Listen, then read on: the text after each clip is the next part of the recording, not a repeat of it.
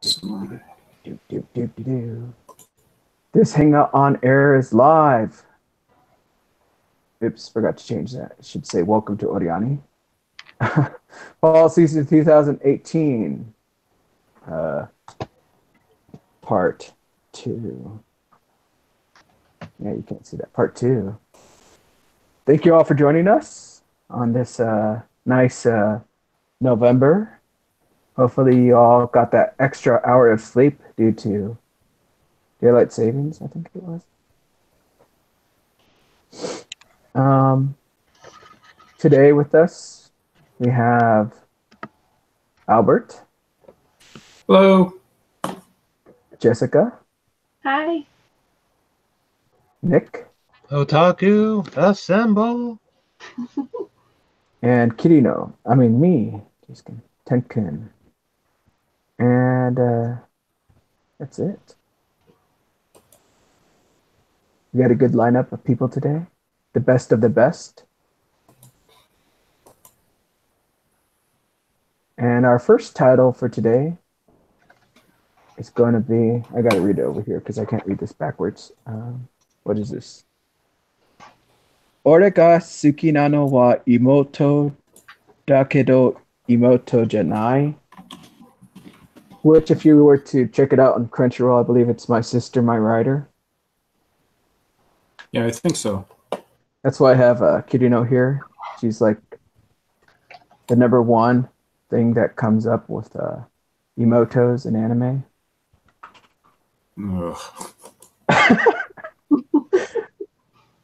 And this is a show I do not recommend to anyone. Oh, wow.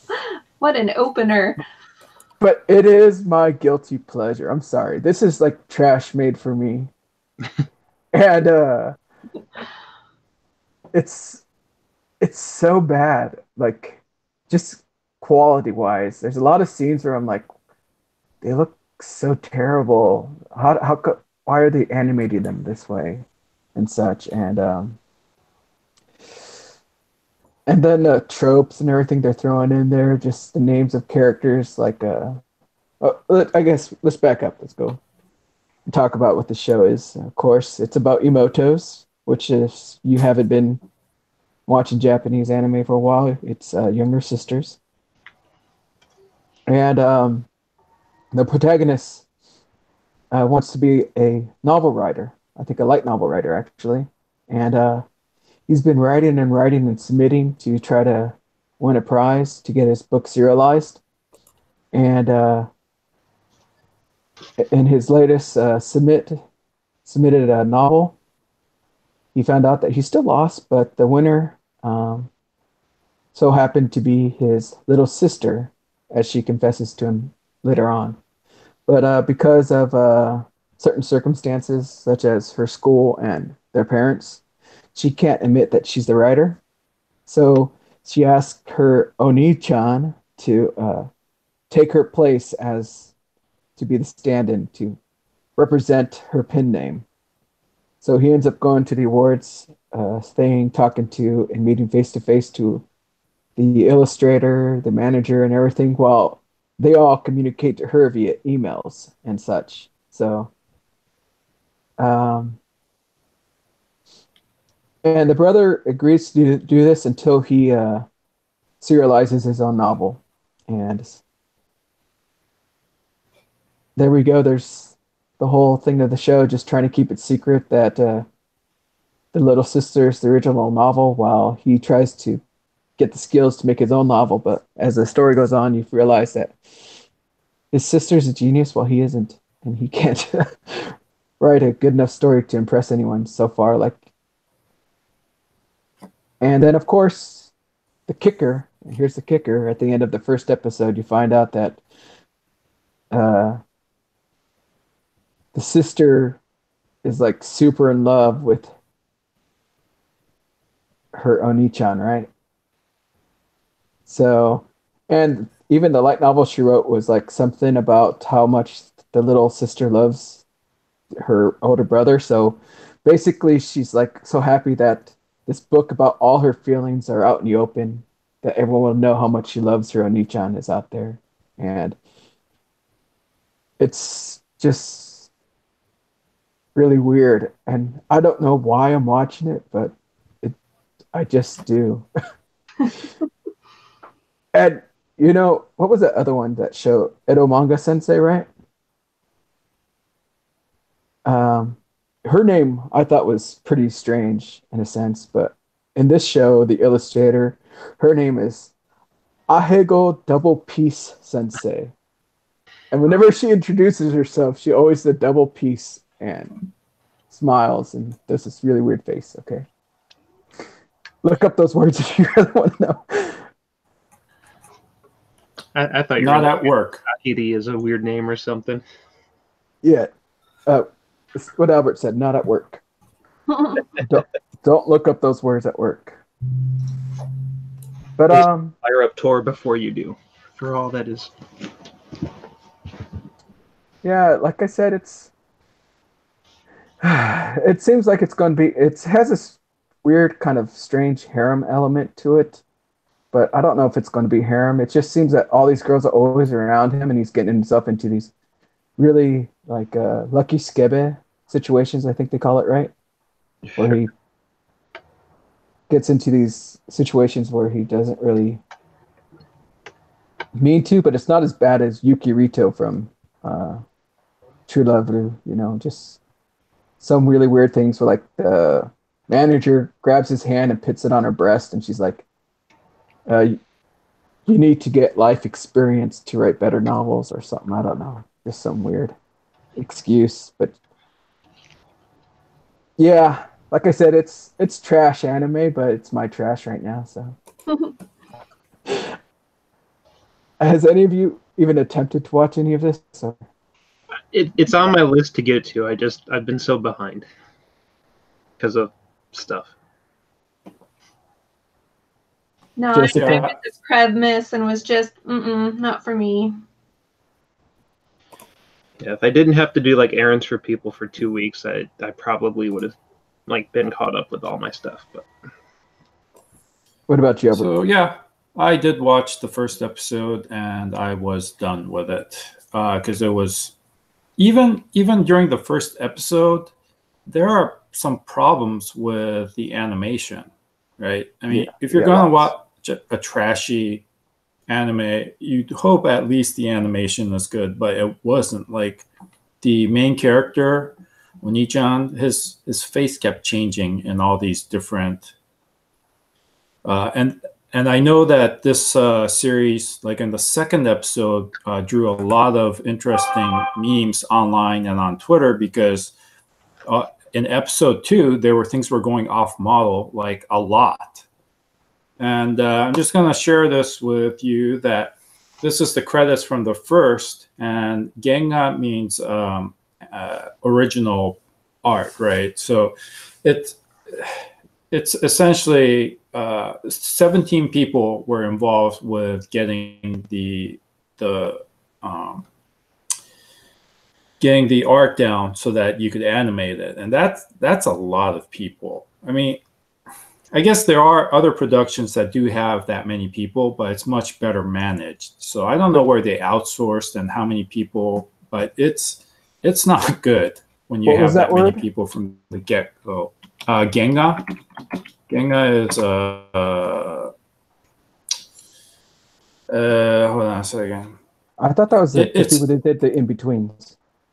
No, in-betweens aren't that. It's a key animation. So they lay down the key panels, and then the in-betweens are the people that do the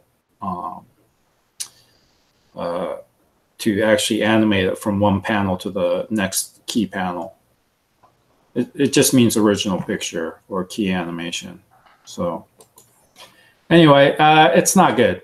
It's not good. Like, we're just watching the first episode, I'm like, that doesn't look quite right. That doesn't look quite right. That doesn't look quite right. And then on top of which, there's the disturbing fan services and framing shots of a lot of asses, and it's like, okay, I don't really need to see another Yasha, which doubles as yet another shitty Imoto anime. So I gave up.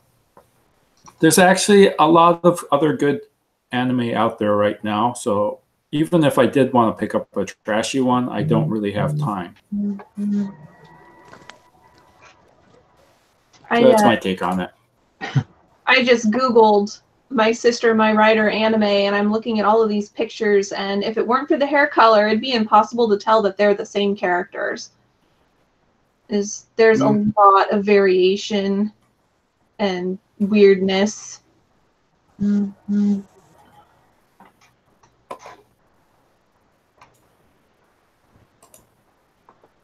Yeah, this show's just, like I said, it's not that great. It's not something I can recommend at all, but right now it's my special trash. Someone's sending messages, right? What are they saying? Yeah, it was Jessica with the photos. Yeah. I just found a goofy screenshot of the characters and sent that. Oh, okay. Yeah, I don't know. Maybe I might do a compilation of all the weirdness I see. Judging by how it's going, it might be too much. But yeah. My Sister, My Writer on Crunchyroll. Watch it today. No. Don't worry, you'll be getting emails from Crunchyroll saying, watch this great new title, My Sister, My Writer.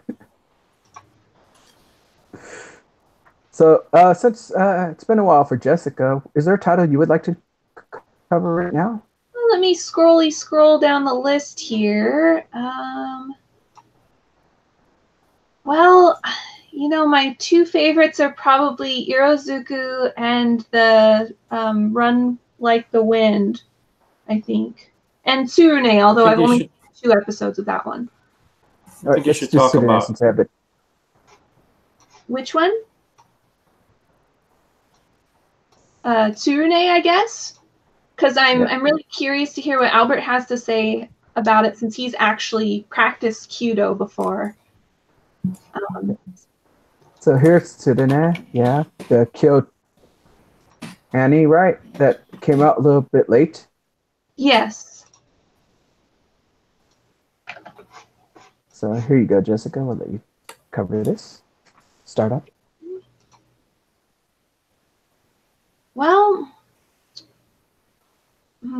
pretty much it reminds me a lot like Free, in that the focus is on a type of sport in high school and the various emotional baggage that everyone brings to the table that centers around the sport in question.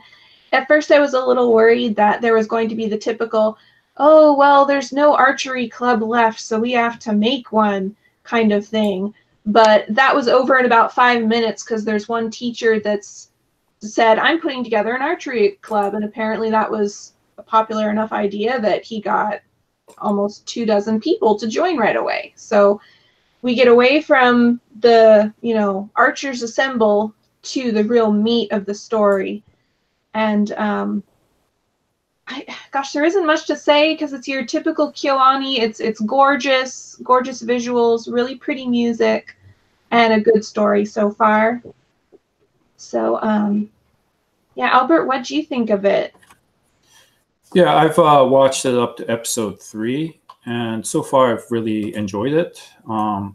And part of the enjoyment comes because I used to do Kyudo when I was like roughly in high school and partly in college. So I spent summer when I was around 20, I think. Oh my God, that's so many years ago. But yeah, I spent the summer with my mother's cousins, and her cousin's husband was into Kyudo. And so I went to his Kyudojo and his teacher and learned quite a bit, and actually got a in Kyudo, like many other martial arts related sports, you can get your rankings, and they did have a shodan, which is the first dan. So, and all told, yeah, it is very respectful of the art of Kyudo. everything looks and feels authentic, and the way they talk about it, you could see that they did a lot of work in animating all the action scenes correctly and with a proper form. So yeah, it is KyoAni, does KyoAni, right? So it's really well done. And yes, the story is set in high school. I wish it wasn't high school, but whatever. And the main character, whose name is Minato, he has some problems that caused him to run away from the sport, and yet he has, through his friends and meeting someone, has decided to come back to it. So, but he hasn't solved the problem that caused him to run away. So he still shoulders this, problem while he's trying to get back into the sport and into looks like a competition that's going to be coming up soon. So yeah, I would recommend it if you like Kyoto animation. I would recommend it if you like sports anime. It's everything that you would want from that genre. So whether it's and because it's Kyoto animation, it is drama heavy, right? So it doesn't mean that it's just about cool sports scenes or anything. There's a lot of drama in it, so you do have to be able to handle drama.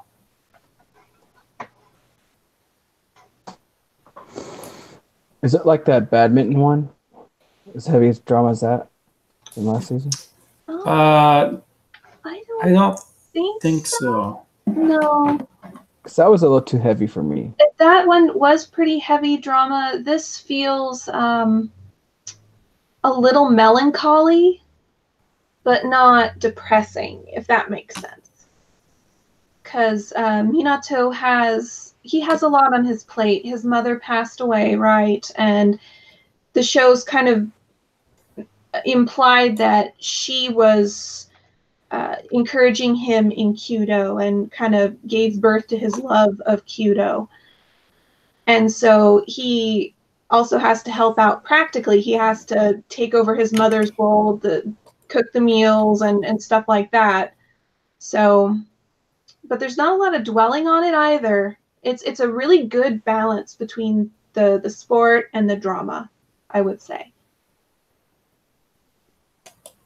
Yeah, and unlike many other high school shows, you do see the father. The father is alive, so it's not like he's just at home by. And it feels grounded because of that. Is that it's one thing to say, oh yeah, my mom's dead, but it's another thing to say, oh yeah, my mom's dead, so I have to do the stuff that she used to do. And there's the family shrine with her picture there and the dad's there, and it seems very real.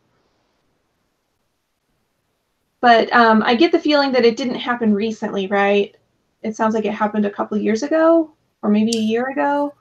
At least a couple years. I think it's implied there was an accident, and Minato also was involved in the accident, but I don't know that for sure. It's just implied at this point. So I think it's, yeah. I think overall the direction has been good. I think the director is, let me actually look that up real quick. So as you're looking that up, my only other question then would be, is this a title that you would easily recommend, or yeah, at least check out the first episode to see if you like it? Or yeah, I would just same here. Don't have quite the pedigree, and that alone is worth checking out. So okay, so the director is Takuya Yamamura, and he has done storyboard and animation and episode direction, but I'm not series like head director.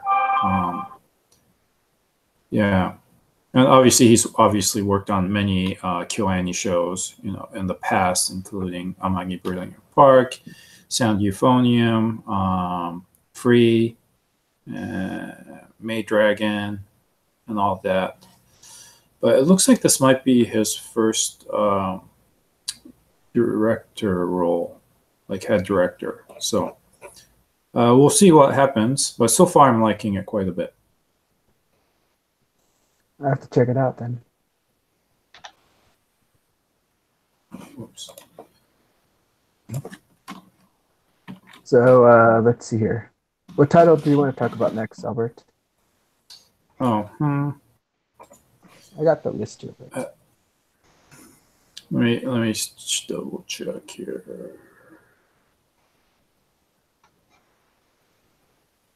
Oh, you're on the other page.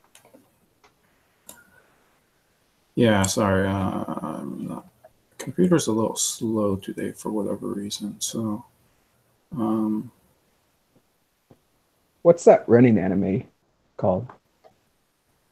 Run with the Wind is the English title, and it is Kaze ga tsuyoku fuiteiru. Do we not talk about? You don't have it. Oh no, you do. It's line 22. So yeah, we could talk about that. Okay, there it is. All these title cards are in Japanese, so I have to try to figure it out. Kaze ga tsuyoku futeiru. Yeah, so I did make a post about this somewhere. Hold on a second, let me. But anyway, it.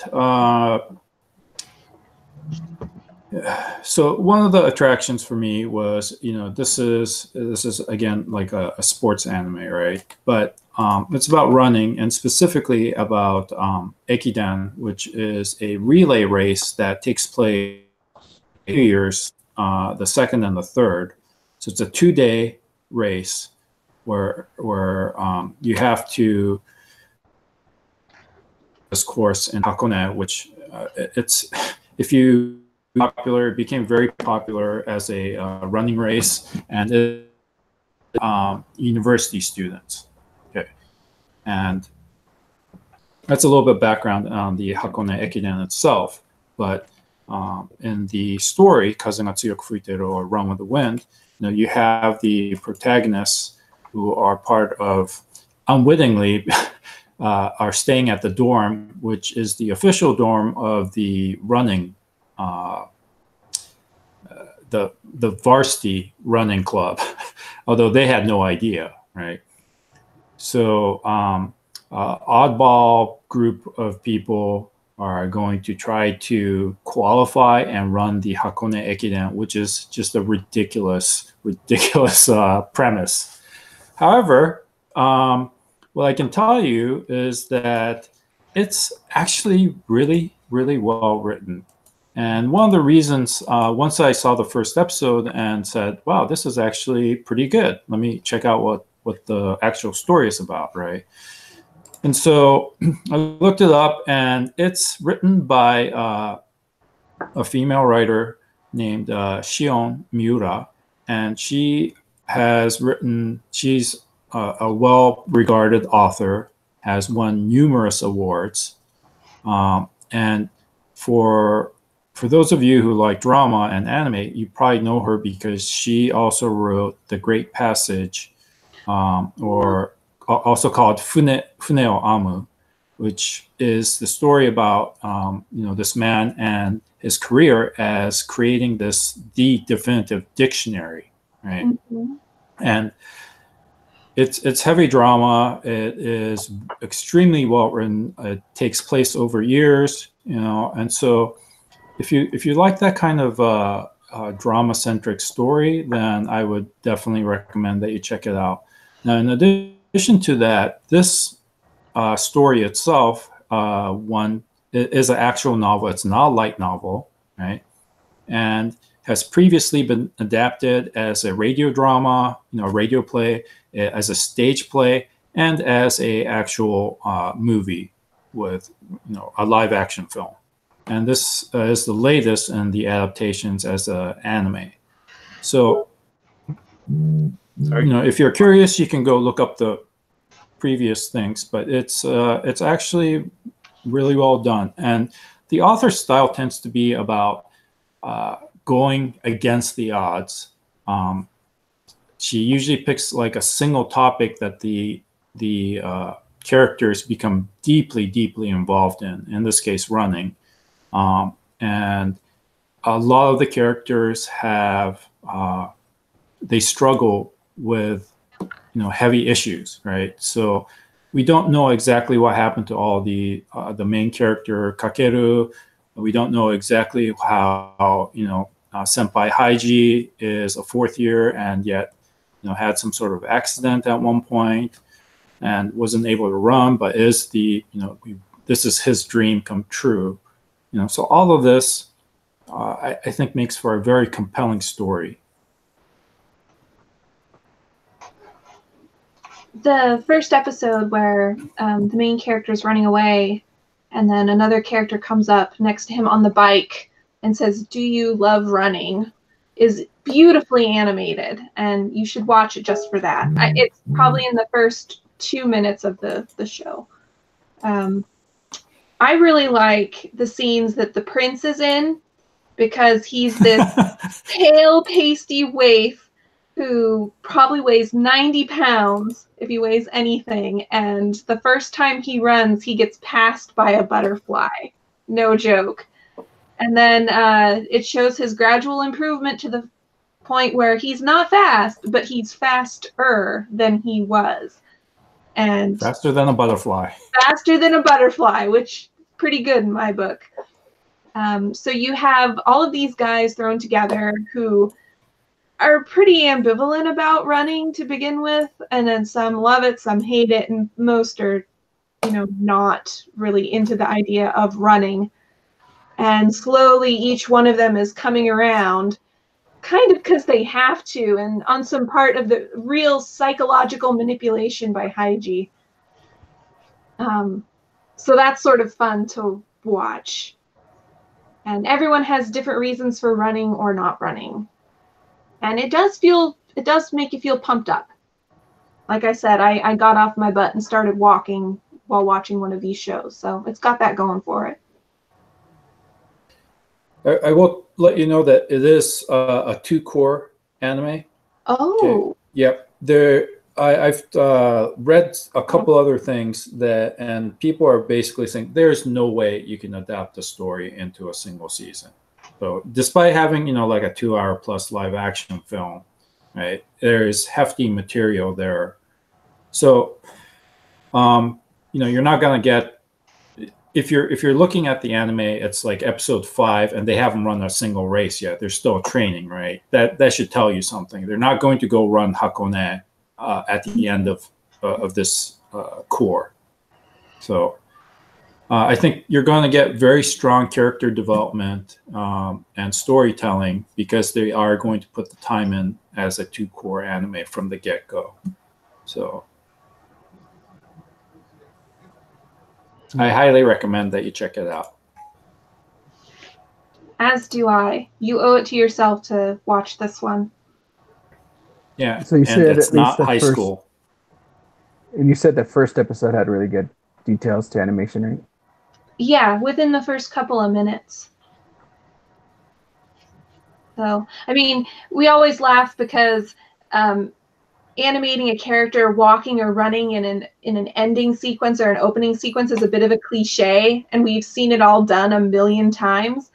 But this looks so good, and you'll just watch them run. One of the first things that you learn how to animate when you're an animator, and it's a real treat.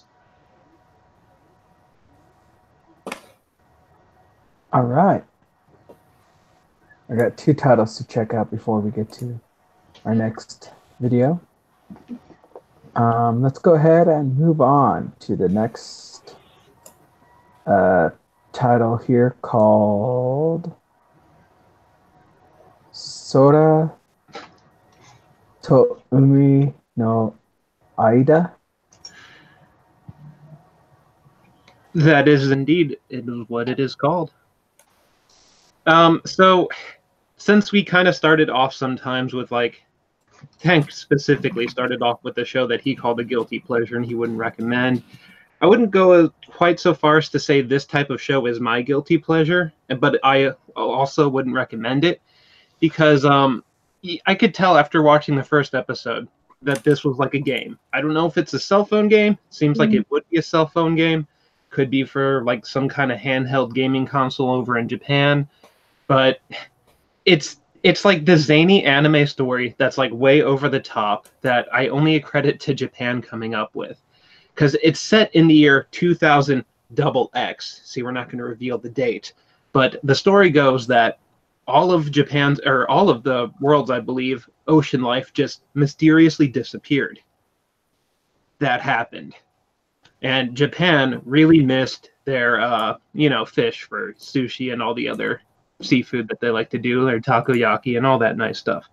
So Japan put their 2.5 heads together and came up with the only viable solution to construct massive water structures like satellites in outer space and to rocket launch people to go fish farm these fish to bring back to the Earth. And like I could tell its premise was really horrible when it started up with, yeah, that was like deemed as like a male only, like you had to be manly to go like space fish these things. But like now women can do it too. Like we're just like getting onto that equality stuff. And I'm like, what the heck? I know like modern society isn't like regressing, but so they kind of get to this cheesy line of like the story you're introduced to. The character was showing up for her initial training. She got lost. She stumbled into the wrong building. Like she got off the right train, but walked to the next city over where like the actual rocket launches happen, and like got swept into going out and space fishing, even though she never got used to the submarines you man. And you're kind of like treated to this thing where they man these submarines and they deploy, and you have to choose a like the only way I can think like pick your champion kind of a thing. Like you have like a little touch screen and you pick like a I choose you that like merges with your submarine's mystical force field. Like its shrine power is what it is. So like your submarine has a shrine power field, and the hero that you pick influences the skills that you get for space fishing. And like I'm like, what the crap? And then you watch it when they launch in these submarines, like the fish are like 5 times the size of the submarine. They're like monster tuna and stuff. And it's like, what the heck, Japan? Like this was your only solution? You didn't just like put fish in outer space, you made monsters out of them? But again, this is a video game, so it is what it is. But it's just like, it's one of those stories that only anime can do, so that's kind of why I'm watching it. Oh, space fishing, that is hilarious. No, like they legitimately do rocket launches. There's no orbital elevator. They launch like Titan heavies out to space to get their fish. Oh boy. It's like the deadliest catch. Yes. Yes, because the fish attack you because they're not actually fish that we know of. Right, no, like they're definitely tuna monsters and like other seafood. Like there's a giant crab in the first episode, but like you have to like work as a 3-man cell team to like mix your skills together to like energy beam the fish, and like it's just it's a game inspired story, but it's like, man, only an anime, so I'm watching. It's but I don't necessarily really awful. Yes. I mean, we all know that when you go to my anime list, right? And all the scores are like I don't know, from 6 to 10, right? Mm-hmm. This show has a 4.88. Oh, which is not even possible. I don't understand how you could possibly get that kind of rating. I think because someone so so outworldish that it's just like it's pretty bad. I gotta say it's pretty bad. Yeah. I wasn't recommending it, but I just wanted to just say this is a thing. This is something that came out of Japan, and it's kind of like what anime is like has solely to itself. Even though like you wouldn't want to go and make like a live action version of this because it would not make any money. I don't know if there's a good way to write something like this, but if there is, it's not what this anime did, but it's sometimes the reason why I watch anime. So Yeah, I'm showing you the one of the art from the anime, right? And this is just the girls, but what is that outfit? What is that? That's like a Please. glowing shrine suit for submarine. Yeah, but the men aren't wearing speedos; they're actually wearing like an actual suit, you know. And here you've got like essentially bunny girls, right? I Mhm. mean, come on, Yeah. It's come on, because once they Japan. capture the fish, they gotta do an idle dance singing thing afterwards. Uh, Gotta add in all the tropes. it it's pretty trope heavy. It's very CG heavy, and it's the kind of CG that's not gonna age well.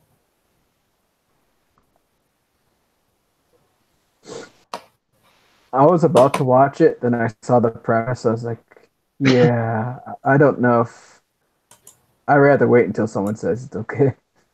Yeah, like I said, I'm not saying it's okay, but like I've played a lot of those like mobile-esque games, so I kind of know what it's going for, kind of a thing.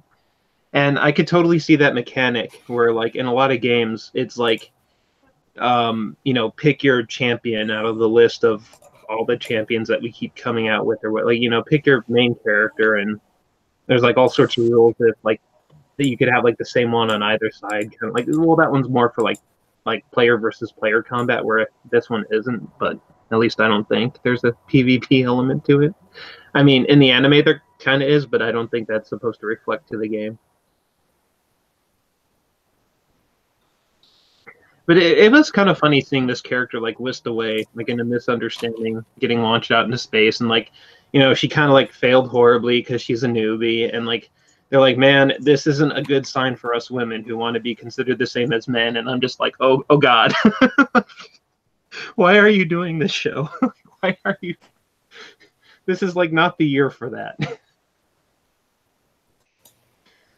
Like I don't know when would have been a good year for that type of a social regression, but Yeah. All right. So let's go ahead and move on to the next title. I'll pick a title that no one's watching right now. But I will say, those fisheries that they go to are definitely in a place further than the universe. Okay. Radiant. I don't know why no one's watching this. What one is this one? Radiant. Radiant. Yeah, it's on Crunchyroll. It's a super shonen type of anime. Oh. Supposedly, there are these demons. I can't remember what they call them that are wreaking havoc, and for some reason, everyone lives on islands up in the sky. And when these demons come and attack, if you live through one of the attacks, you can be cursed, and now you hold the curse, and you become kind of like a sorcerer. And everyone fears the sorcerers for some odd reason because I guess of the curse. But it allows them to be able to fight those demons. So it's kind of strange, and I guess there's one of the underlying things in the whole story is that everyone doesn't like sorcerers, everyone fears them, yet they have to depend on them because they're the only ones who could fight these monsters. So it starts off with this 14-year-old boy trying to show off that he can use magic, and he's got these like little small oni horns. And it seems like anyone who's cursed has some kind of weird oddity on their body or something. I don't know. But you find out that he's trying to become a sorcerer, and the person that's raising him, you would think it's his mother or teacher or something like that, but you find out later on that really early they explain that him as a little kid and her were found with each other, but they all both lost their memories. And since she was holding on to him so tight and everything, that they assumed that he belonged to her. So she's on a journey trying to figure out who she is while,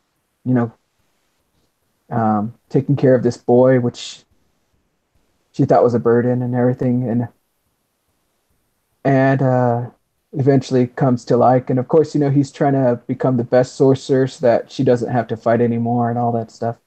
So it's a very shonen type of thing where he wants to become the best to help protect everyone and to stop the sorcerers from the prejudice that's thrown onto them. And eventually, she goes out. The island gets attacked, and he has to fight it. Or he doesn't have to fight it. He tries to fight it and gets clobbered and stuff. And it's it's just story after story of things that go on. And eventually, he decides he wants to leave because there's this fairy tale about this place called Radiant, and that's where these monsters come from. But no one knows anything about it, so he decides he's going to go on a journey to go find it and destroy it, so that everyone get their lives back and they won't have to worry about the curses anymore. So it seems like up to episode 4 now, he's on his journey and he's going out to go find Radiant, but he has to go to the main city to get information. And now he's just meeting a bunch of new people and also learns about the Inquisition, which I guess they're kind of like this special police that captures sorcerers and jails them and stuff if they don't have the right qualifications or right rules that they're making. And if they break those rules, they're prisoned and made to work hard labor. So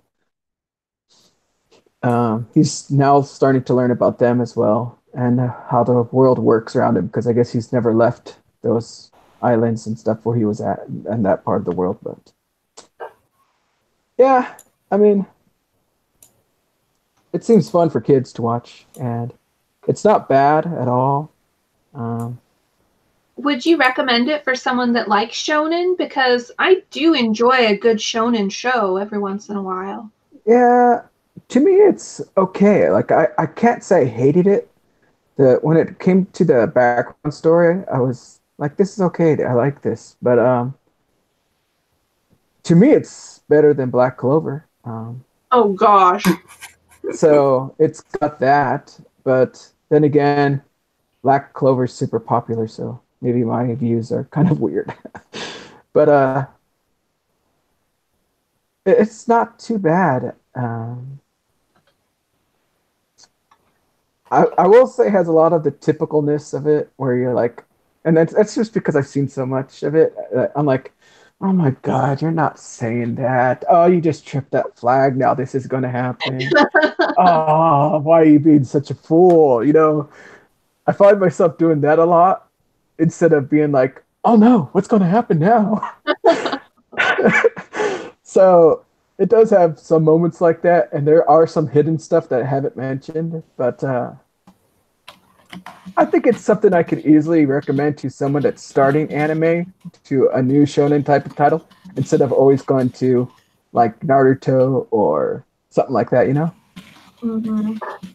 But yeah, like just FYI, the general consensus is while like Black Clover started up really horrible, it actually did get pretty good, like respectively. Like it's a lot better after like the first, I don't know, 6 episodes on. Like I forget how like long it is, but its startup was horrendous, but after it started up, people liked it a lot more. I have to wonder how much of that had to do with the push of Crunchyroll and a lot of other media companies to cement Black Clover as the next big. No, I think like once everyone got past his annoying screaming and they toned that down a little and got going with the combat stories, it was just a lot better of a story.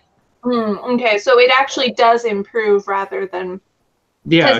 Like, that one and Zodiac War. I noticed a lot of companies doing cross-promotional things on social media and other websites for Zodiac War, which was an absolute shit show. And people say, oh my gosh, this is so amazing and everything.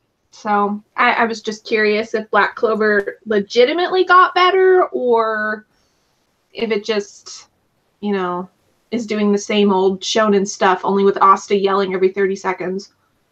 I mean, he might yell occasionally, but like they really overplayed it in the get-go. And like I said, now that the combat stories have gotten going, there's a lot of good, like it's not super well animated. Like but it's from the same studios that did the Bleach and Naruto. So like that level of fight animation is definitely brought to the table. So nothing like top tier, but like I'm actually quite enjoying the story. Like my personal opinion was it's way better than the other thing that's really popular, which is the My Hero Academy.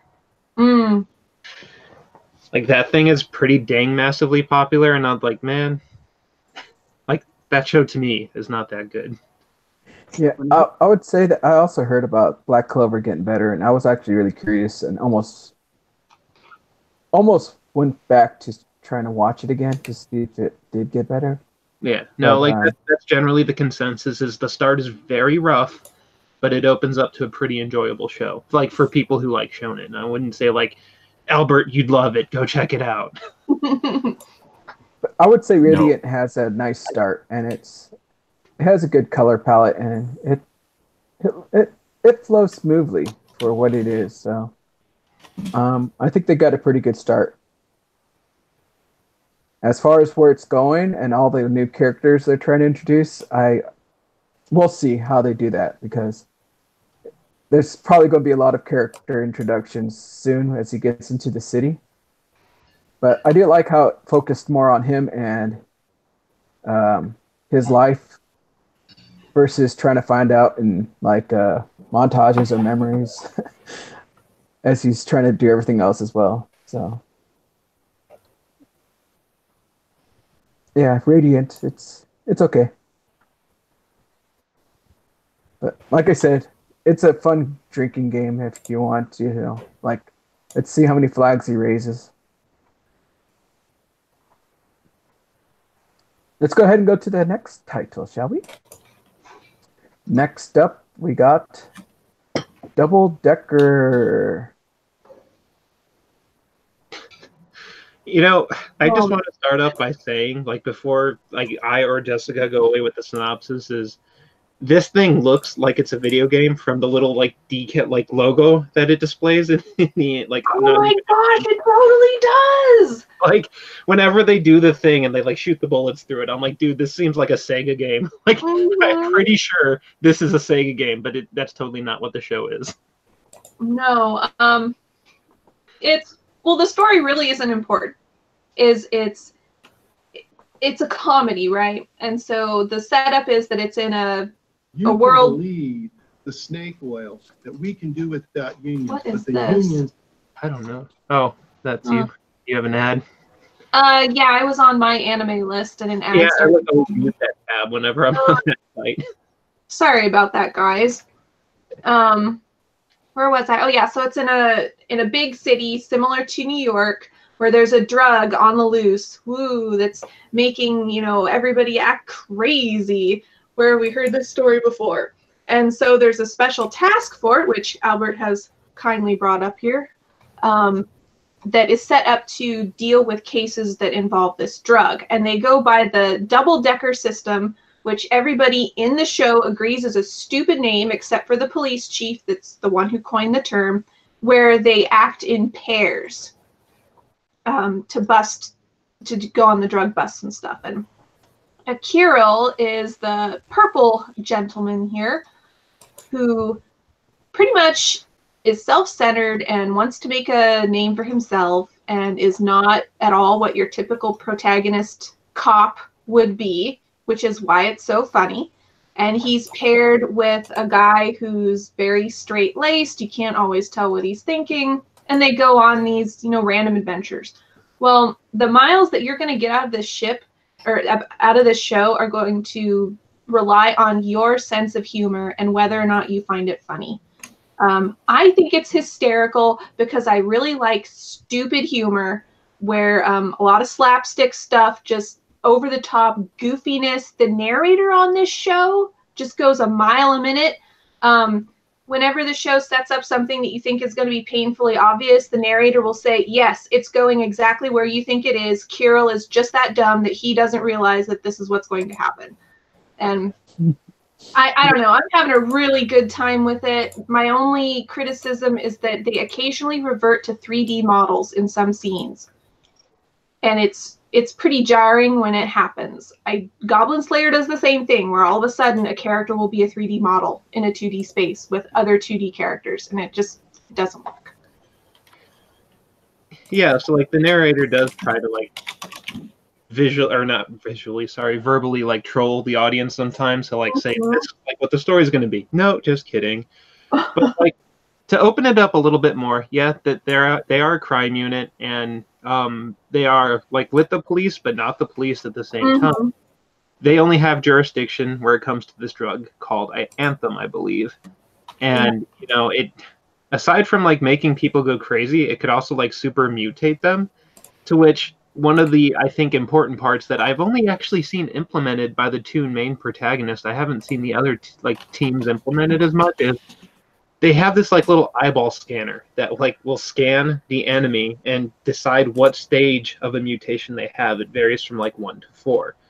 Like how it can scan and just automatically tell, who knows? But it chemically produces like the innards of like a trank dart almost, except like, you know, it just pops out a bullet that has like the antidote for whatever stage they're in, and it's somewhat the detective's jobs to subdue the threat with the antidote bullet. So like that's kind of crazy to me, like how it could just like, okay, he's in this level, I know exactly what amounts of what serum to like pick this like gene mutating drug, and yeah, like it is a little strange when it comes to its premise.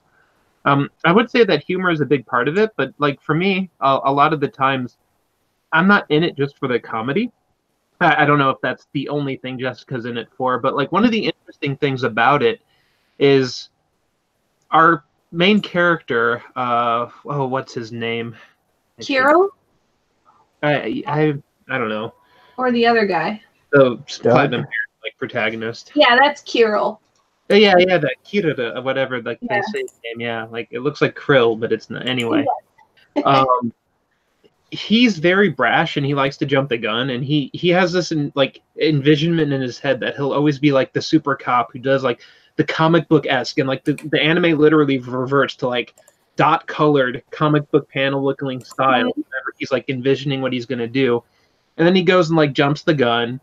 But like it's interesting because like whenever he thinks he messes up, because he kind of does, his partner is able to actually extract a lot of information from him jumping the gun and kind of like piece together the puzzle.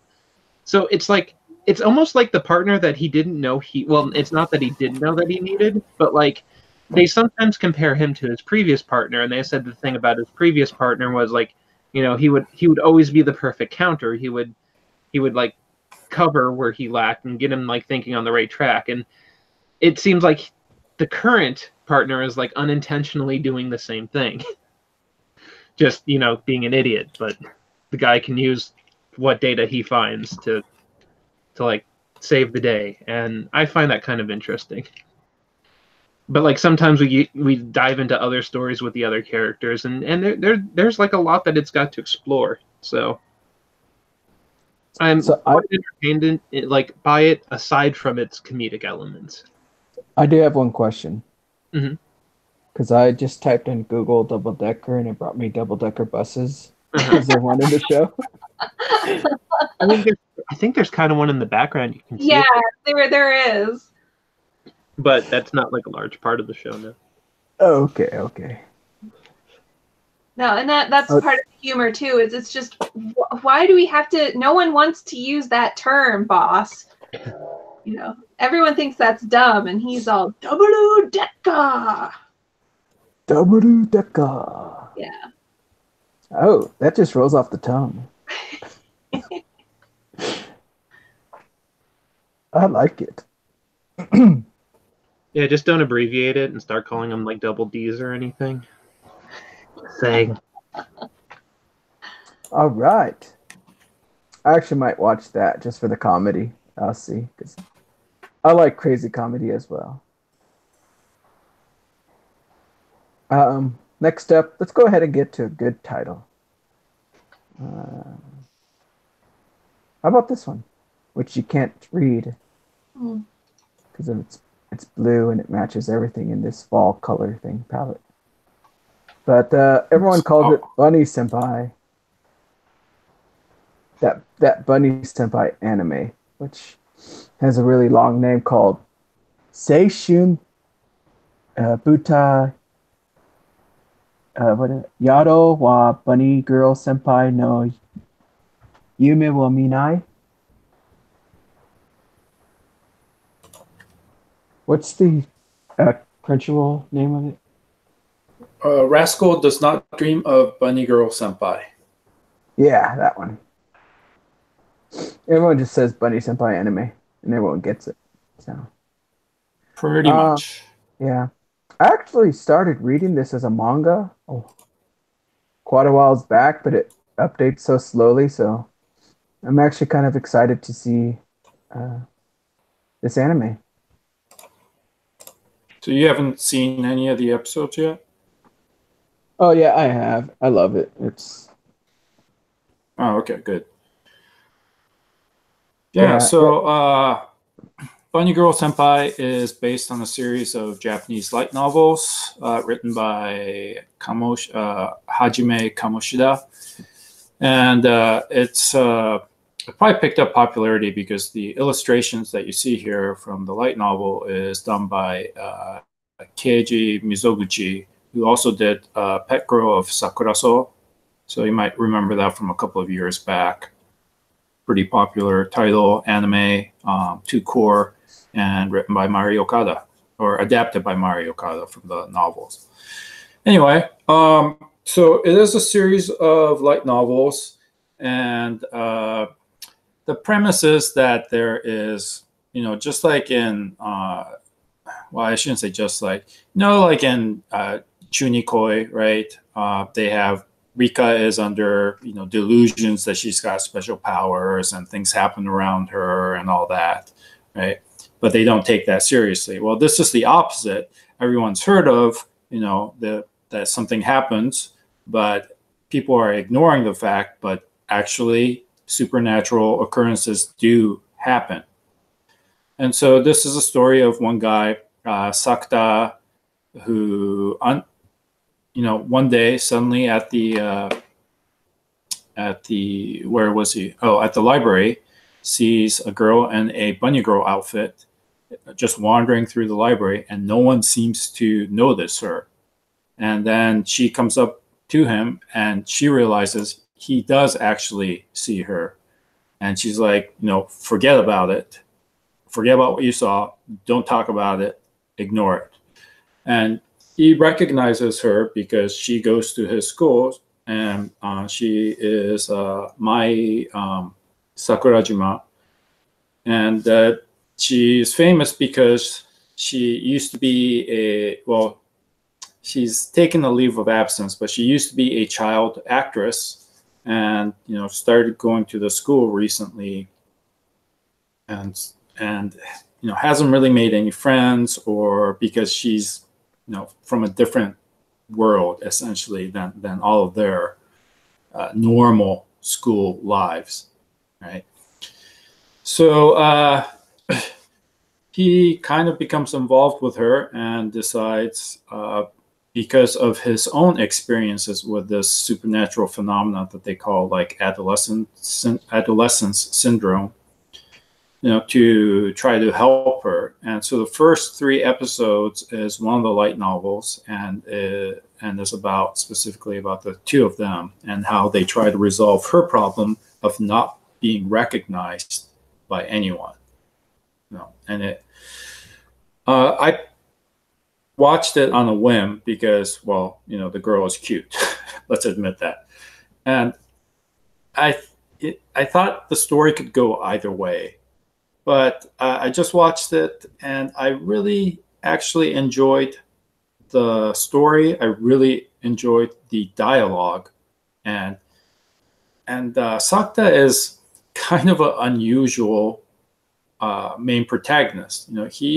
He's someone that has had something bad happen to him, and also to his family, and so he doesn't really care about reading what the room feels like. He doesn't care about what others people think about him. He just thinks that's all stupid because he has, he knows what his focus is on, and he doesn't really care, right? So it's about it's very different from other characters who are constantly worried about, oh, I need to be with the in crowd, I need to fit in, I can't be the nail that sticks out because I'm going to get hammered, right? All of that. And he's the complete opposite. And so, I just find it very enjoyable. So far, I think there's 5 episodes out. Every single episode has been a lot of fun. There is a lot of dialogue that happens, and it's witty. It's a lot of banter. Some people have said it reminds them of like Monogatari series, how Araragi and Senjogahara talk to each other, that kind of thing. And yeah, there are some comparisons that could be made, but I think it's not as fetishized, I think. Yeah. He's kind of like a low-key Araragi. Yeah. I think it's more relatable.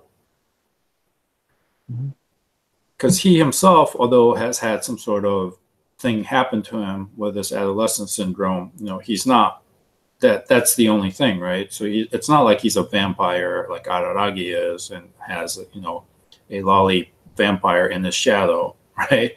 None of that. So it's just him trying to be a nice guy and trying to resolve situations that are troubling the girls that he will eventually interact with. Yeah, and like you said,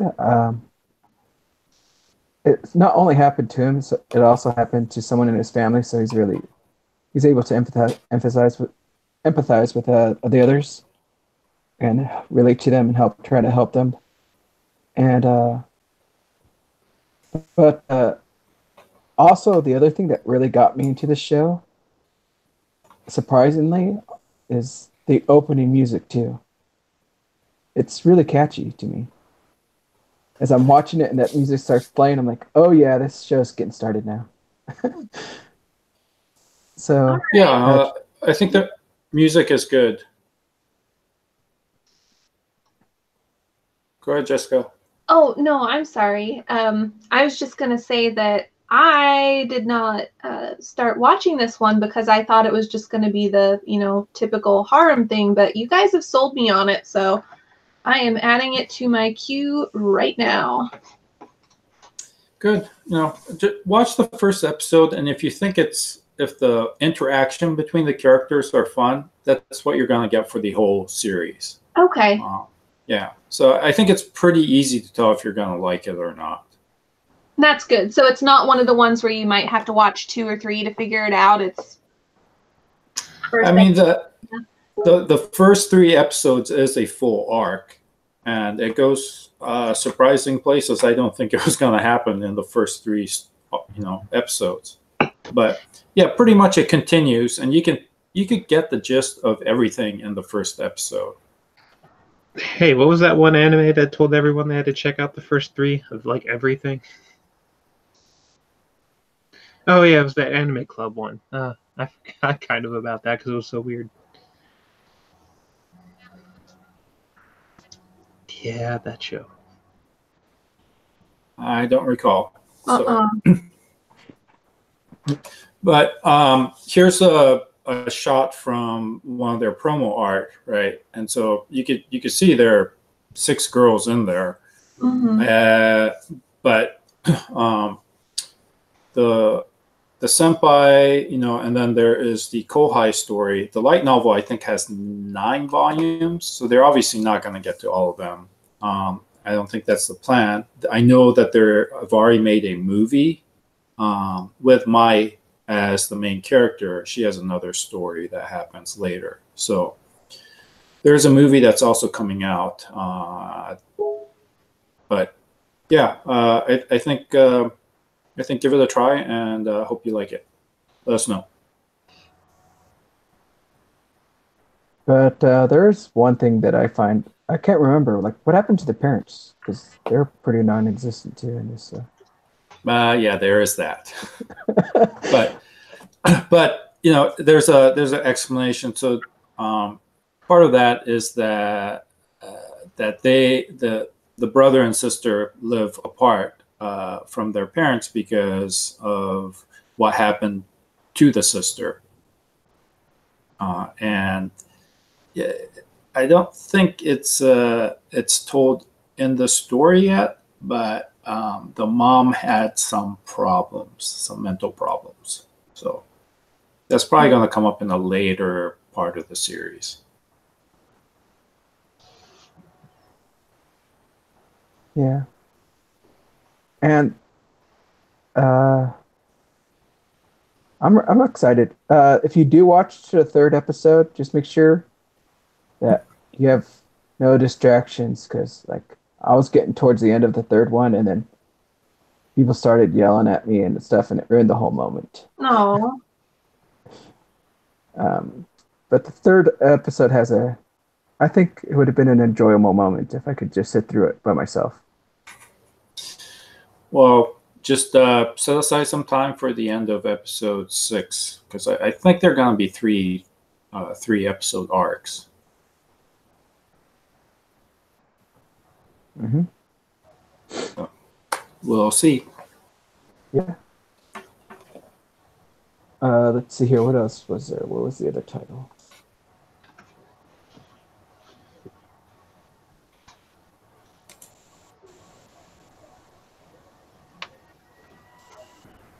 What other title can we talk about? I thought there was one more. Should be one at the top of the dock. Jessica and I have watched. Oh yeah, I'm behind on that one though.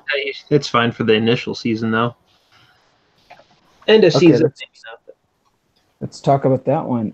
Akane Sasu no Sasu so Shoujo? Mm-hmm. What does that mean? What's the translation? I actually don't know. I think it's called. Oh, crap! What does High Dive have it as? Let me go over there and look. On here. Oh, on High Dive. Yeah, at least that's where I've been watching Girl in it. Twilight is what I believe. So, this is actually kind of like a fairly intriguing show because, like in the initial episode, well, I'll let Jessica cover that because I know what she likes to talk about. I'll just go over roughly its premise. We kind of meet a quirky cast of characters who are in a radio research club. Crystal radios, lots of handhelds. Like this is largely the day of kind of like the Walkman cassette tape playing radios. But modern day cell phones and stuff exist. They're just kind of using outdated tech when it comes to this. Amongst their radio club, they kind of have this weird tradition that they do. I want to call it a tradition. I don't know like what started it. Where like every day at 4:44 they would go to like this shrine tree and like do a ritual of sorts. Why? They don't really have a clue. I guess they're just hoping something would happen. And what we stumble into is a story of like parallel worlds where if certain differences happened, like if certain trends became a thing, it's like one of those branching possibility kind of concepts, very much like Steins Gate. Whenever anything happened, like the world will split in two. Either that one thing did or didn't happen. And using this ritual, they can tune to another world line's frequency and kind of jump to it. And it's really interesting kind of like how they do it too, because what normally happens is they enter this like Twilight realm kind of a thing. And normally the first person to move in this Twilight realm kind of becomes the anchor for the other like club mates to join in on this world. But the person who moves first becomes their persona in that world, whereas the other club members just get like pulled along with them, and like you kind of have like doppelganger people existing at that point. But it's largely I wouldn't quite say like a coming of age story. It kind of presents as like a persona where a lot of these members are kind of like have, they have problems with their either personality or lives. And by going to these worlds, they kind of come to they face themselves in a way, and they kind of get an ability along, like very Persona is what I'm kind of going for.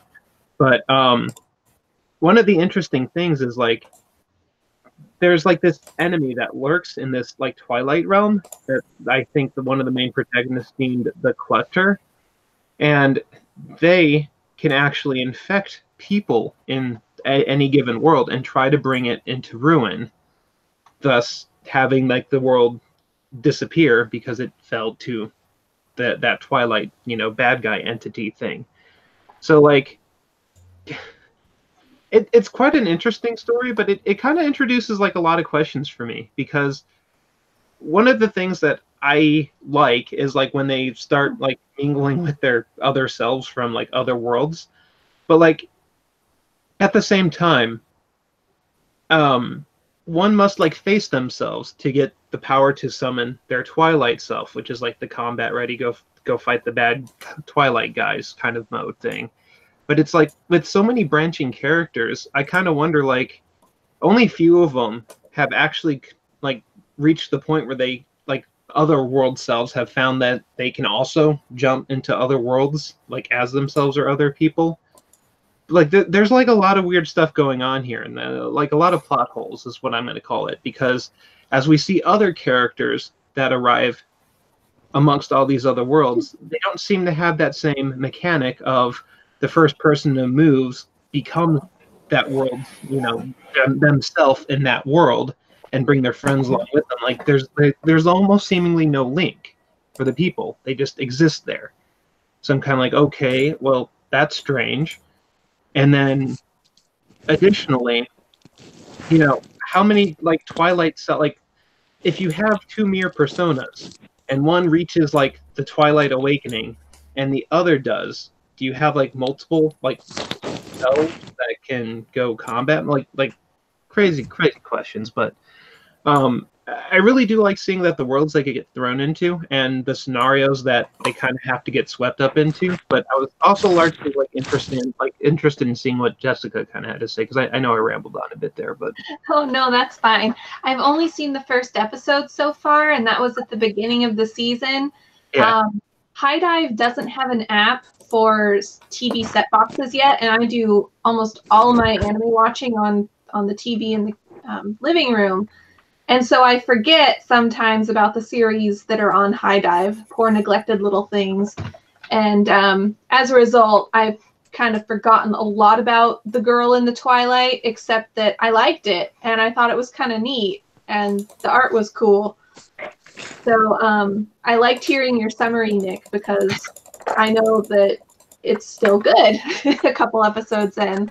Well, like I said, I like seeing the characters swept into a new story of like a world that's somewhat vaguely familiar yet really drastically different at the same time. And then like kind of like what I was getting at is, as you saw in the first episode, like the main protagonist met like a fragment of herself from another world.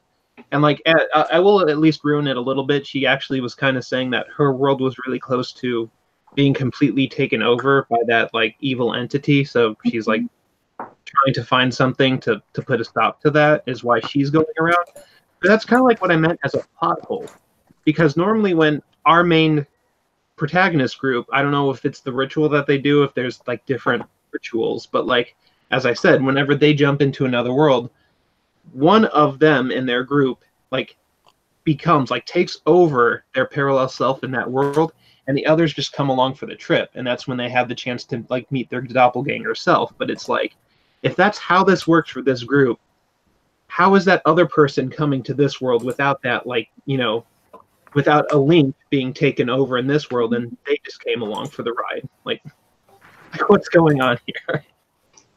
But as I said, like it's so weird because like as you kind of recalled in like the first episode, whenever they face themselves, they like gain a cassette tape to which they put into like a Walkman to like summon their combat Twilight self form thing. So, like, it's very analog. It's cute that way. but like I thought what you were gonna like instantly kind of like start reaming it on was like its use of CG. Oh yeah, I'm sorry. I saw that episode maybe 6 weeks ago. Are we on episode 6? Five I or don't remember. I have to rewatch the first episode. Because yeah, I'm not thinking about the CG, weird CG. But considering the way modern anime is, I wouldn't be surprised if it's in there. yeah, it's definitely used for the whenever they have to like fight the Twilight entity, because normally it's slight spoiler. Whenever they go to another world, usually there's like I'm just gonna call like a poison person, or basically a person who has been taken over by that Twilight entity, and they become a clutter themselves, and they try to bring that world to ruin. But like they present as a normal person who you are used to seeing amongst the various parallel worlds. Like the cast is very repetitive, but that's when it like cues into the CG combat, is like when we have to go fight those things. But I just kind of liked how it tried to like be like that kind of a weird science story, because like they are specifically the Crystal Radio Research Club, and in the second or third episode, they actually tied it in pretty well as to like how the parallel worlds work, like how like a crystal radio, doesn't need any external power source. It just kind of like takes the frequencies out of the airwaves and demodulates it into audible sound, like kind of like how the passive RFID, radio frequency like powered chips that we have now kind of operate, and that's largely the old school premise of the crystal radio. And like how they try to like turn that into their scientific way of like how worlds jump and it all aligns was kind of interesting, but I'm kind of in like really watching it, because I kind of can't wait to see what the next world is like and how they interact with like themselves, or like how they come to like understanding like how this other world came to be, or whatever first impressions anyone has about anything. So like I wouldn't necessarily say I'd call it one of my like most favorite shows this season. So that's I was wondering like that, yeah, that kind of explains where I get where you're at like with the episode 1 thing, because you didn't see like largely the distinctly different parallel world things happening yet, because that totally wasn't in episode 1. But I'd be interested in hearing from you at the end of the season if you still had a likable impression of the show or not. Yeah, sure.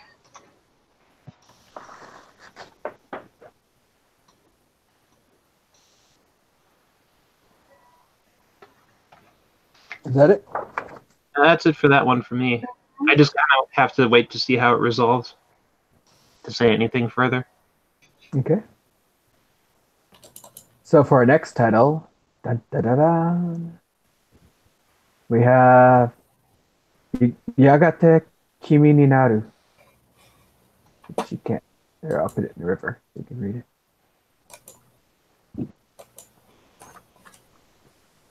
I have no idea what this is. Well, then I shall educate you. If you are starved for a real Yuri show, as in a Yuri show that is grounded in reality, then this is the show for you. Bye, girls. A lot of Yuri take place in a world where there are no men at all. They're just not there. Kind of like how yaoi takes place in a world where there are no women, and so everybody is gay because there's no alternative. But in Bloom Into You, it's about a girl that's never experienced love. She doesn't know what it's like, and she's been confessed to a couple of times, and she's turned them down because she doesn't feel that spark, that connection with the other person, or that love. And as far as she knew, she's gotten confessed to by guys.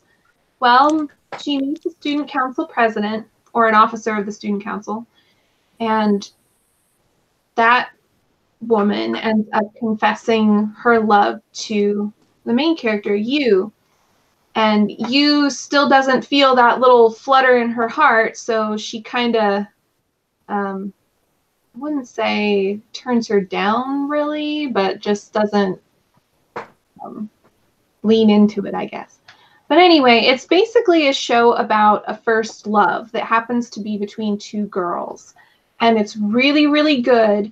I will say, though, that it's slow. So if you're not the type of person that likes just a real slow boiling story, then this is going to be a hard sell because not a lot happens. It's pretty much following you and having you blossom into a young woman and discover what love is for the very first time. And so that's a long road to walk, and it doesn't happen overnight. But I think that that's one of the strengths of the show, is that it's realistic, is that she has to grow up a little bit, and that's not going to happen in one episode. So No, but if you marathoned it all in one day, it does happen. So how would you compare it to like let's say Citrus? oh my gosh, worlds away. I would compare this to Sweet Blue Flowers, if you've seen that one, where again, that's another Yuri show that is absolutely amazingly well done. What about Sakura Trick? No, completely different tone. No. Is that What about Yurikuma Arashi? well, that one I really like. Don't get me wrong, but it's completely different from this one. I was just trying to join in on what he was doing. So on a serious note, though, like what is this on? Is this on Amazon Prime or is High Dive again. I don't have High Dive. Oh. Well, if you had VRV, you would, because High Dive is joining VRV while Funimation is leaving VRV. Yeah, there's some weirdness in the streaming right now, and Funimation's also leaving Crunchyroll too. Yeah, they're ending their 2-year partnership, but it's not being pulled for another several months. Yeah, but it still sucks because Funimation's app was horrible. Oh my gosh. I don't want to have to go back to using that thing again. Yeah, I mean, watching. Anyway, I guess I would definitely recommend Bloom Into You if you like slow burning romance. I too would also recommend it. It is a little bit atypical. And so on my screen, you see Yu's character design, which is not that different from her character design from the manga. So this is based on a manga. It is considered a Yuri manga, but it's not in a Yuri-specific manga title or manga publication. It's in a monthly comic Dengeki Daio, which tends to be more shonen-esque. But yeah, it is. It's. I would say it's a little bit different because usually you have like one character or both, that's trying to come to grips with the fact that they love someone of the same gender, right? And they might or might not get together at the end. Well, in this case, it starts off with one character, the dark-haired one, Nanami Toko, confessing that she might be falling in love, and neither one of them had ever felt this kind of romantic tension before. And technically, as of like episode 3, Yu still doesn't have that feeling, while Toko is like falling for Yu, right? So there's that dynamic. But what I actually really enjoyed about this is, and why it was on my radar, is that the series composition is done by someone named Juka Hanada. Okay, and look at what Hanada has done. He wait a minute, is it he? I'm not sure. I think he is. Yes, it's a he. He has written light novels himself. He has done, many screenplays for anime, and he actually was the head series writer for A Place Further Than the Universe, which in my mind currently is the best anime of the year. Okay, so that's like one of the primary reasons I decided to check this out. It's not because I was into Yuri or because I love the manga so much. I read the manga; it was okay, but I really wanted to see what could be done with the adaptation, because you're trying to move from a manga, a comic that is a static medium, to anime, which is a moving medium, right? And so I'm just going to share with you this screen from the manga. This is just a screen cap from the Kindle manga, right? And the fact that Yu feels isolated from her friends because her friends are just talking, but she's been carrying this problem of how to basically reject her friend that had confessed to her at the end of middle school. They're all in high school now, right? And she still hasn't given him a reply. And you see in the it goes from right to left, by the way, the panel. So you see in the left hand side that although they're actually eating together, right? She feels like her desk is further away because of the distance she feels in that emotional connection, and she's also in the shadow. Okay, and so how are you gonna adapt this in the anime? It doesn't, it's hard to do that, right? But yeah, they did it really well. So in this scene, it's the same scene in the anime where all of a sudden, in her mind, there is a water that rushes in, separating her from her friends, and she feels like she's underwater in the dark part of the water while they're still in the light. And I'm like, okay, that's a pretty good, way to depict that scene. And episode 2, there is a scene by the train that happens, and I'm not going to spoil it, but that scene I thought was just fantastic. Just the way the entire thing was composed, the blocking, the characters' position, the fact that it seemed like the time was slowing down for the characters. Everything about it was beautiful. So at the very least, I think it has a highly competent screenwriter and series composer that is adapting the medium and doing a terrific job. So that's something that I would recommend if you're into going beyond just watching anime because it's pretty pictures. I think you can learn a lot from how this adaptation is being done. Would you say then that the anime is better than the manga? Yeah. So personally, I felt like the manga was a little bit. I wasn't that much into the manga. I was going to continue reading it after the first volume, but I mainly got the first volume because it showed up in like a bunch of recommendations, and I knew that anime was coming, so I'm like, I have a few extra dollars, I might check it out.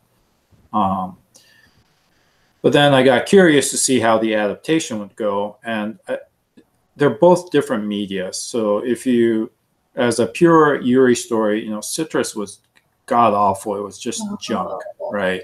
It was horrible. And none of it felt real. The school was ridiculous. The characters were stupid. They just did not act like people. Here it's not, Yu is not someone that you can actually become emotionally, I don't know, maybe you do, but for me, she is miles apart from how I feel about things, even romance, right? So it's a little harder for me to understand where she's coming from. But I think that the way they depict it in the anime is much stronger. Her sense of isolation, her feeling of loneliness, her feeling of almost betrayal that she gets because her senpai has feelings now and she still doesn't, that kind of jealousy. I think that's all depicted in the anime very well.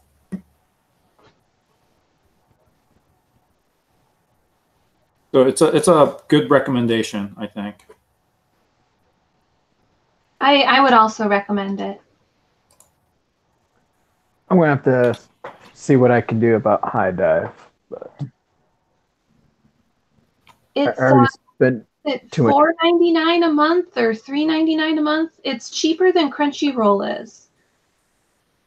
But you know, I mean, some of you are already watching on Crunchyroll, right? And Crunchyroll is like $7-8 a month.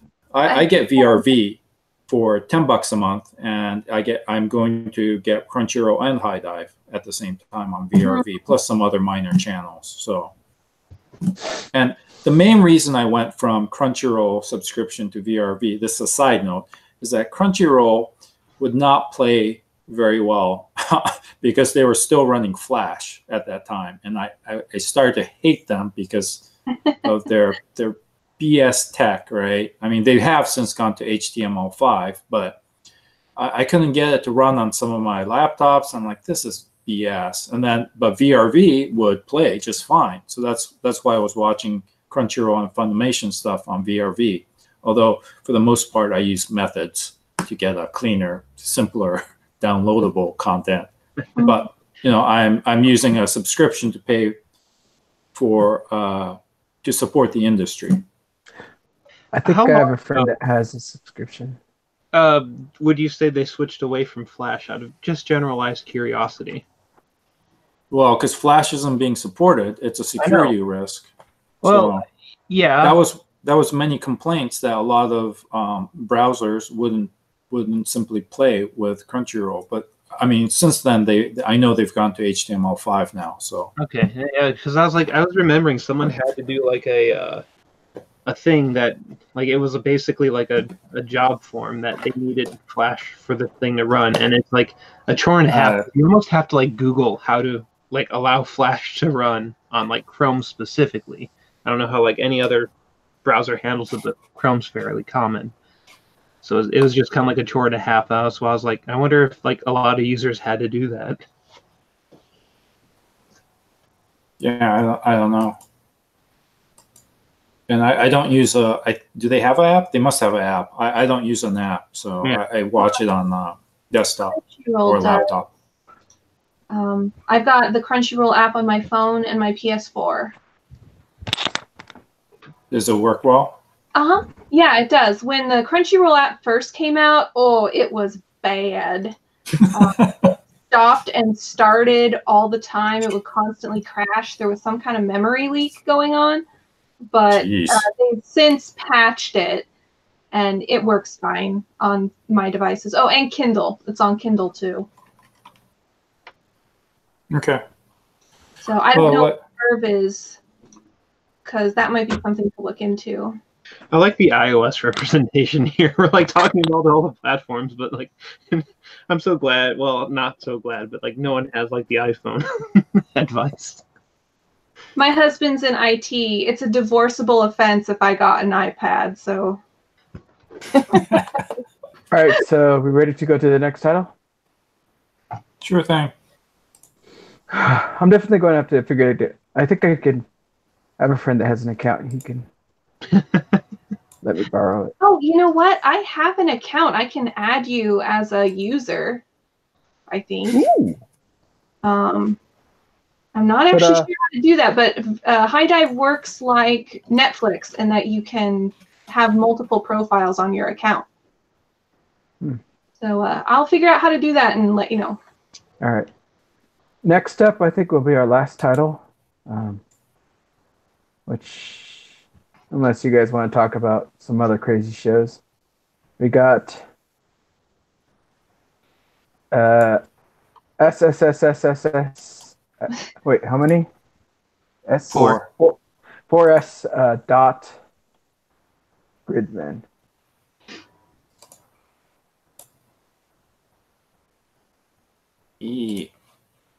Honestly, I think everyone's watching it, right? Yeah. I actually started late. The only reason I started watching it was because Albert posted some cosplayers. I'm like, what? Okay, I got to see what this is. I did? I don't recall. I thought you did. Or no, someone else posted a cosplayer and you commented on another cosplayer, I think it was. Well, Yes. yeah, that. So that made me check it out. And then also, someone showed me some Kiria that was made, and I made some too. So. So yeah, I mean, SSS Gridman is a anime from Studio Trigger, and I was curious to see how they would recover after their long two-core Darling in the Franxx mess. And I think that they are doing a very interesting thing with this adaptation, because the origin of this series is that it is a tokusatsu, basically guys in rubber suits, right, like Ultraman and Kamen Rider from the 90s, called Hyper Agent Gridman. And they had originally, the director, I believe, Akira Amemiya, he actually wanted to do Ultraman and went to the studio who holds the IP for Ultraman series, and they told him no. However, we do have these other properties that we would be willing to let you adapt. And so one of them happened to be Gridman, and that's how this collaboration came about. So it's basically the company behind the Ultra series who owns Gridman and Studio Trigger. So it is it is everything that you would think about that crazy combination of anime adaptation of a tokusatsu series, and it is some crazy stuff going on. And the series opens up with the main character Yuta apparently had fallen ill or fallen unconscious outside of this girl Rika's house / shop, where her mom runs like a cafe / junk shop, right? A recycle shop, as they call it in Japan. But and he doesn't have any memory of what happened, and so there's something going on there, and his current best friend, but only, it's actually not like a childhood friend. His classmate and the guy he became friends with, Utsumi is, what's his first name? Utsumi, Sho.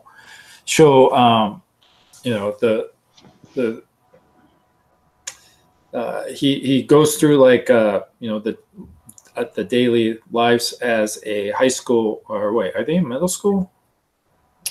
Let me double check that because I can't remember. I'm not sure if it's middle school or high school, but anyway, he goes to school and all this, but he keeps occasionally hearing this voice like, you have to fulfill your mission, or the world is in danger. And he's like, what the hell's going on?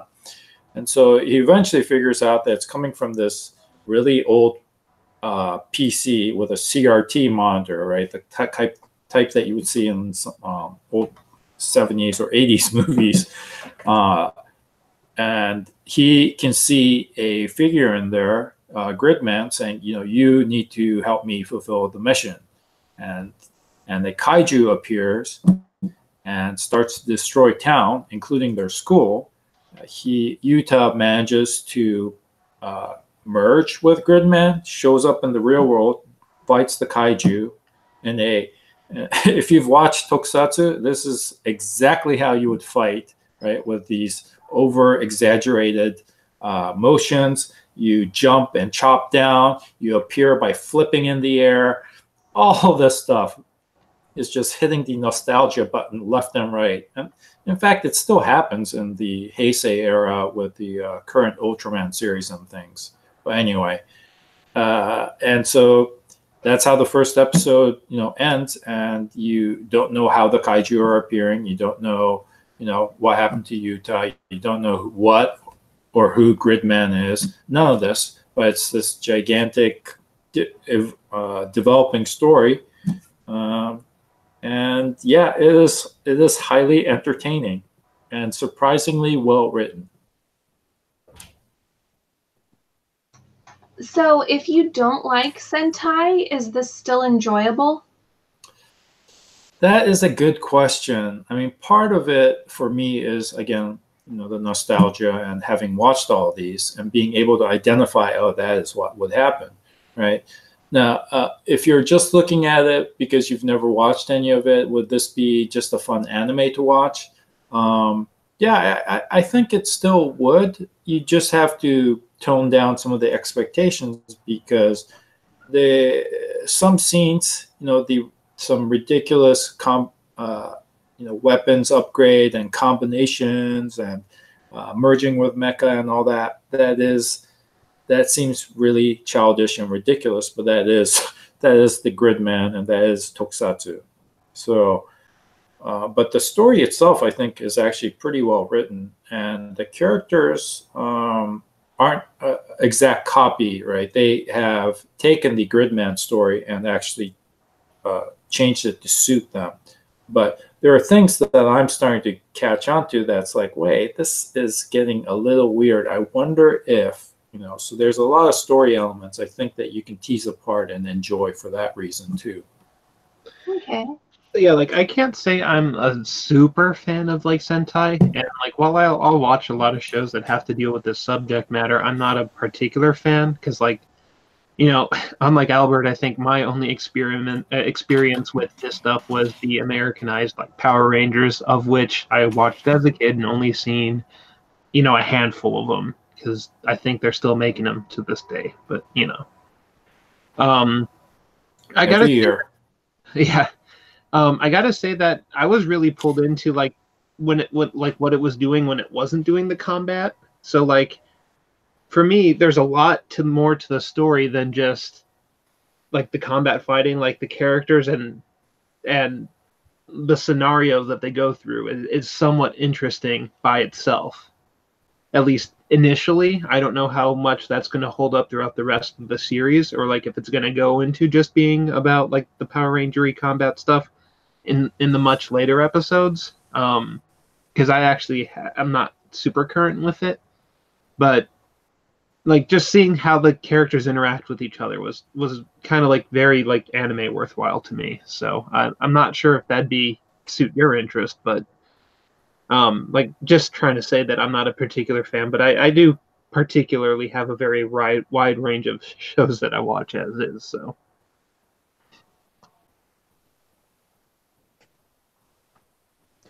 The only thing I have to say is I started like laughing when I heard their name, Neon Genesis Junior High students thing.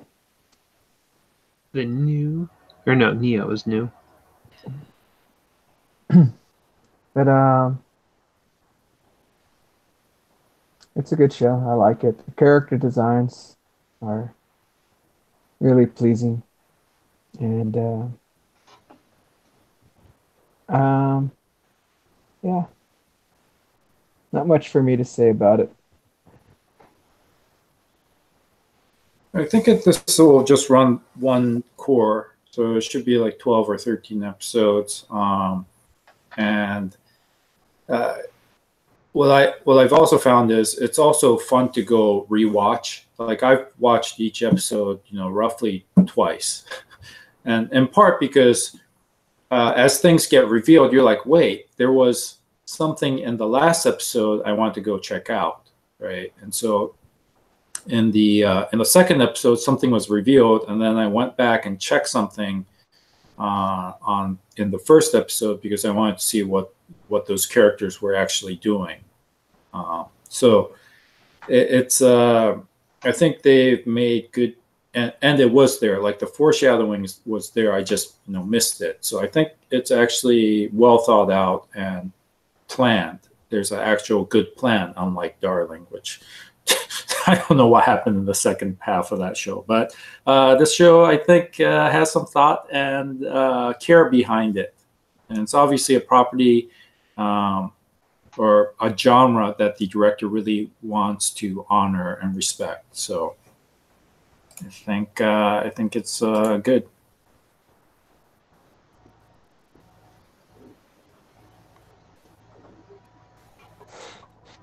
Yeah.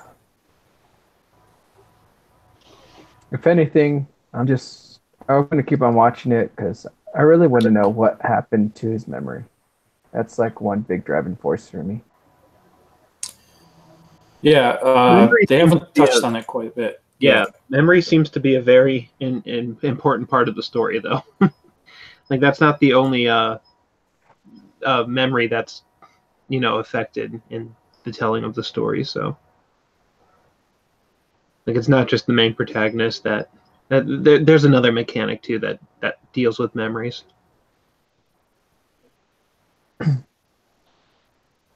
Yep. And of course, I think that's it. We do have some shows that um, I don't think we're going to talk about. But if you're a fan of those series, you're probably already watching it, like Fairy Tale, right? Joe anime show. And I think what else was there that's continuing on? Mm. Perhaps Banana Fish. Yokai Watch and stuff. But I think that's it for today. Thank you guys for joining me. We should definitely get together again in 3 months or 2.5. after. So I think we'll have to wait till after January. I don't know how how all your vacations are planned, but that's usually when they start ending, right? The new stuff starts. But of course, with all the holidays, people are away from their computers and stuff. So maybe at the beginning of December, I'll try to figure out some kind of schedule so that we could talk about the ends of the anime. And Okay. we welcome any and all new people that want to join in our anime talk. We just request that you watch the current titles, and even if not, you can always ask us a question about what's going on. Speaking of which, about those Yuri titles, uh, Liz and the Bluebird is coming to theaters. I think November 10th and 12th, somewhere around those in some places. So check it out. I think Nick, did you post a link on Anime Talk or something? I did like the Discord, but I should go through Anime Talk because I think I know of like one or two more now. But like nothing like on my radar till the darn Aniplex one gets announced for general theater. So Liz and the Bluebird is coming out, which I think it's like a side story from Hibiki and Phonium or something like that. So this. And also, Nick will keep us posted on I Want to Eat Your Pancreas. I don't know. It might just go straight to disc because like it was 2 weeks ago that they did the film premiere. It's not going to NYC this week, and there's been no news on like its general theatrical run. So I'm just kind of going like, Yeah, and if you're going to that New York, NYC, whatever, please pick me up a bookmark. I want a bookmark from Natsume Yunshincho. I want to watch the movie too. Yanta Sensei. It's gonna film premiere there, and also they're replaying the Fate Stay, the new trilogy coming out. The second one's not airing, but they are replaying the first Fate Stay like reboot film there. And I think Makia is finally coming out on Blu-ray soon, so people who missed that in theaters, you can try to catch up. It's going to be a little bit further for us in the States, but yes. So Albert, Jessica, Nick, thank you. Yep. And I should also mention that G-Kids is still running their 2018 Studio Ghibli Fest. So the next, I think maybe the last one for this year is La Pieta Castle in the Sky, November 18th, 19th, and 20th. So go to Fathom Events and find out a theater that's playing near you, because personally, La Pieta is my favorite Ghibli film. On that note, just because alongside the Ghibli Fest, Fathom is actually hosting one more film from G Kids. This is the one that I haven't announced anywhere yet. At the end of the month, so like with film times generally being around Thursday, November 29th, around, not like spot on. Well, no, it's Fathom, so actually pretty much spot on. They're showing the film Mirai that I posted initially about like a long time ago. So I'll get the Okay. dates for that one kind of posted because it's the Mamoru Hosoda film. Great. December 5th and 8th. Yeah, like it's weird how they have nothing for the 29th, but then when you click on it, it's 5th and 8th. Huh. Go to Fathom events. All right. Yeah. Don't forget to send me Christmas presents. You know, if you Try find to a pick you up something bag on from your Japan. it might be a figure. Don't step on it. All right. So that's it. Thank you everyone for watching, and bye.